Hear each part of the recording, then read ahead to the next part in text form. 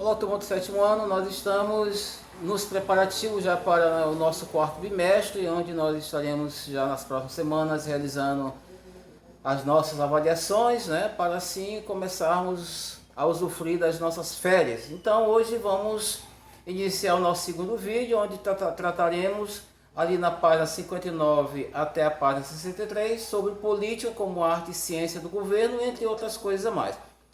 Inicialmente podemos aqui, falando dessa política como ciência do governo, vamos usufruir aqui do pensamento do filósofo Sponville, né? Que ele vai dizer que a política seria o impedimento da guerra, uma forma de evitá-la e superá-la. Bonita essa expressão, né? De fato, nós haveremos de concordar com ele que a política não realmente, quando ele fala de política, no sentido de impedimento da guerra, de superar esses conflitos, seria uma política, mas uma política, não essa politicagem que nós conhecemos, não essa política voltada para os interesses de alguns.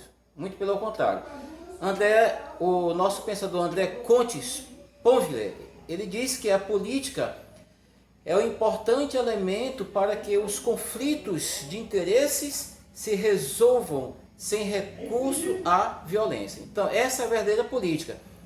Não precisamos usar de violência para tentarmos resolver todos os conflitos. Aí, quando se fala dessa questão de conflito, nós percebemos que nas campanhas políticas há muito esses conflitos entre os candidatos ao parlamento. Eles se degradam demais, entram muito em conflitos. Na verdade, são todo jogo de interesse. Quando termina a política, termina esse tempo de campanha, todos estão juntos, buscando seus próprios interesses e tentando enganar as pessoas com esses discursos aí sofistas, né? Então vamos lá. Então essa política, ela seria a arte de viver juntos no mesmo estado. Então a política é a arte de viver junto no mesmo estado. De que maneira? Com pessoas que não escolhemos e que não buscamos, mas nós queremos algo importante com essas pessoas que nós escolhemos.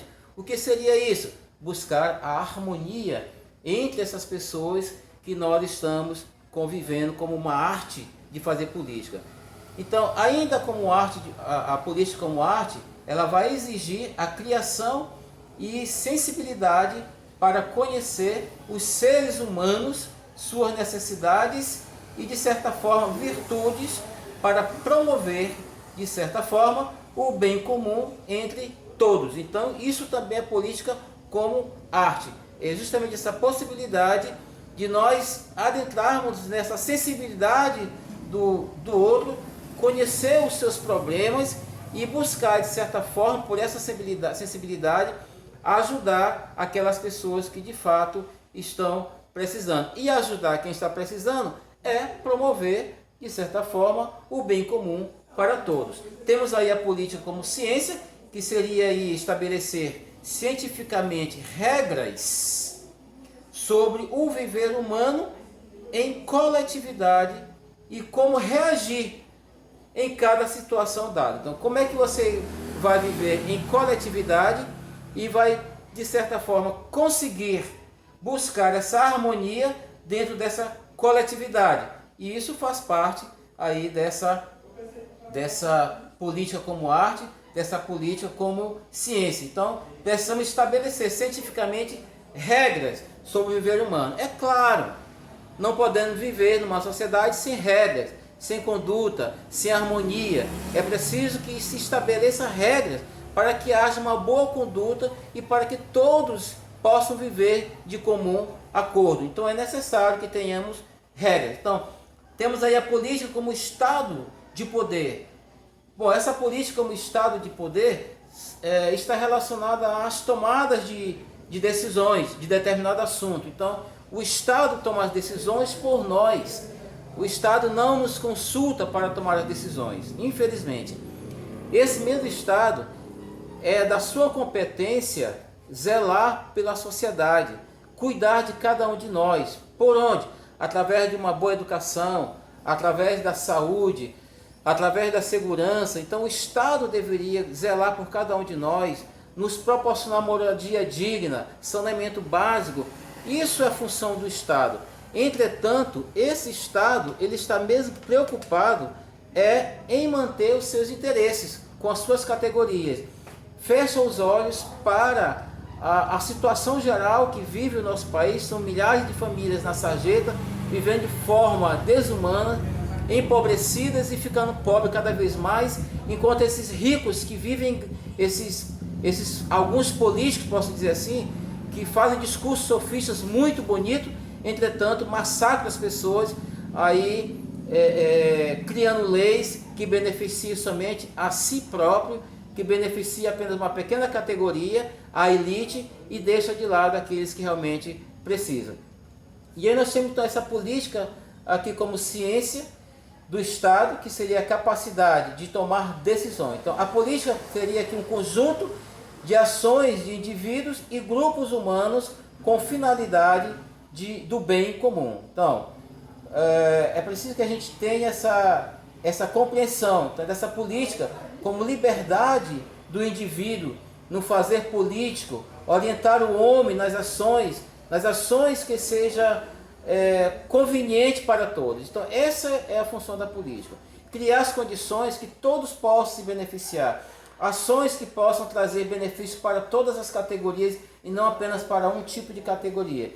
Então, mas qual é o objetivo dessa política? Essa política como ciência, que nós estamos como polis, que nós estamos tratando, seria aí então a conquista da ordem social livre de qualquer tipo de democracia estranha. Então seria uma política livre, democrática, de valorização do trabalhador, de valorização do trabalho e, de certa forma, da garantia da igualdade e de possibilidade para todos. Então essa é a política que nós queremos, que cria essas condições de igualdade para todos, que todos nós possamos ser vistos de maneira igualitária, não com privilégio para alguns.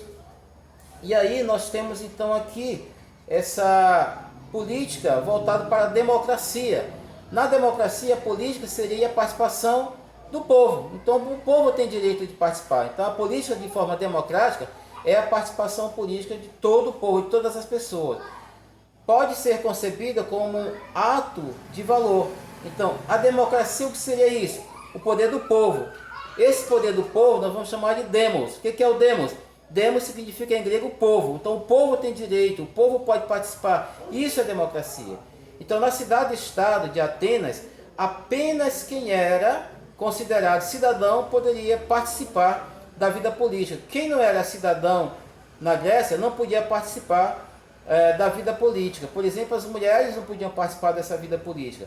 Na Grécia a democracia era direta e excludente. E aí, nesse caso, a nossa é diferente, porque a nossa é uma democracia representativa e universal. Na democracia representativa, os cidadãos participam das eleições, escolhem seus representantes para assumir o governo. Então, na nossa democracia, nós elegemos nossos representantes. Infelizmente, esses representantes que nós elegemos, eles depois passam a não nos representar mais, passam a representar apenas os seus interesses. E aí nós temos aqui o tipo de democracia. Democracia direta, que seria as decisões são tomadas em assembleias públicas. Temos a democracia representativa. Nesse tipo de democracia o povo se reúne e escolhe por meio do voto os representantes que irão tomar decisões em seu nome, e é também chamado de mandato político, né? Alguns direitos são garantidos em uma democracia, por exemplo, a liberdade individual, a igualdade perante a lei, sem distinção de sexo, raça ou cor. Todos têm direito ao voto e todos têm direito à educação. Então essa seria a nossa verdadeira democracia. Queridos alunos, eu creio que com essa pequena compreensão, esse pequeno resumo aqui, e que é o nosso segundo vídeo, eu penso que daria aqui para que vocês pudessem ter essa compreensão, claro, fazendo a leitura daquilo que nós já indicamos nas páginas, porque vocês têm que ler realmente, responda às atividades, os exercícios, e vamos aí então a uma boa prova, para que todos possam tirar aí um 10, não é? Que maravilha!